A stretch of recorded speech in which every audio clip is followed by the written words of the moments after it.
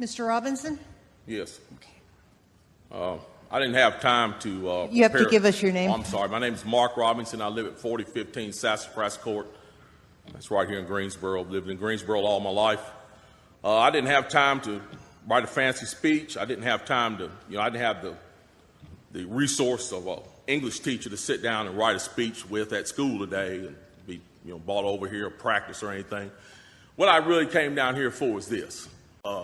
I've heard a whole lot of people in here talking tonight about this group and that group and domestic violence and blacks, these minorities and that minority. What I want to know is, when are you all going to start standing up for the majority? And here's who the majority is.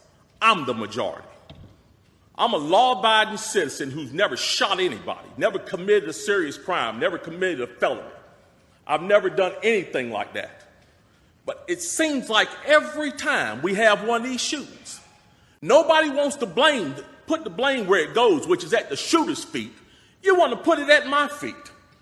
You want to turn around and restrict my right, constitutional right that's spelled out in black and white. You want to restrict my right to buy a firearm and protect myself from some of the very people you're talking about in here tonight. It's ridiculous. I don't think Rod Serling could come up with a better script. It does not make any sense. The law-abiding citizens of this community and many communities around this country, we're the first ones taxed and the last ones considered and the first ones punished when things like this happens, because our rights are the ones that are being taken away. That's the reason why I came down here today. Gun show or no gun show, NRA or no NRA. I'm here to stand up for the law-abiding citizens of this community, because I'm going to tell you what's going to happen. You can take the guns away from us all you want to. You all write a law, I follow the law, I'll bring my guns down here, I'll turn them in. But here's what's going to happen.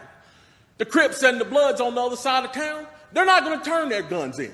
They're going to hold on to them. And what's going to happen when you have to send the police down there to go take them? The police can barely enforce the law as it is. As what I see, we demonize the police, criminalize and vilify the police, and we make the criminals into victims. And we're talking about restricting guns? How are you going to do that?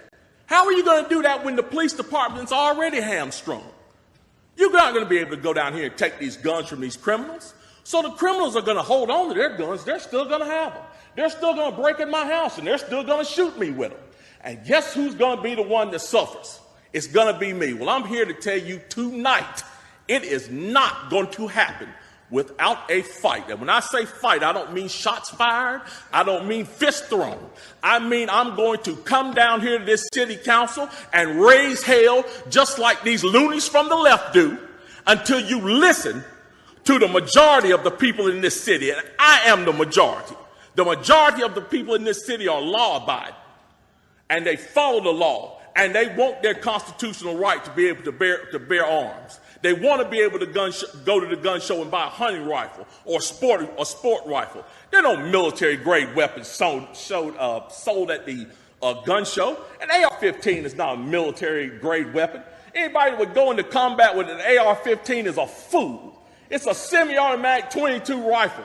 You'd be killed in 15 minutes in combat with that thing. So we need to dispel all these myths, and we need to drop all this division that we got going on here. Because the bottom line is, when that Second Amendment was written, whether the framers liked it or not, they wrote it for everybody. And I am everybody. And the law-abiding citizens of this city are everybody. And we want our rights, and we want to keep our rights. And by God, we're going to keep them, come hell or high water.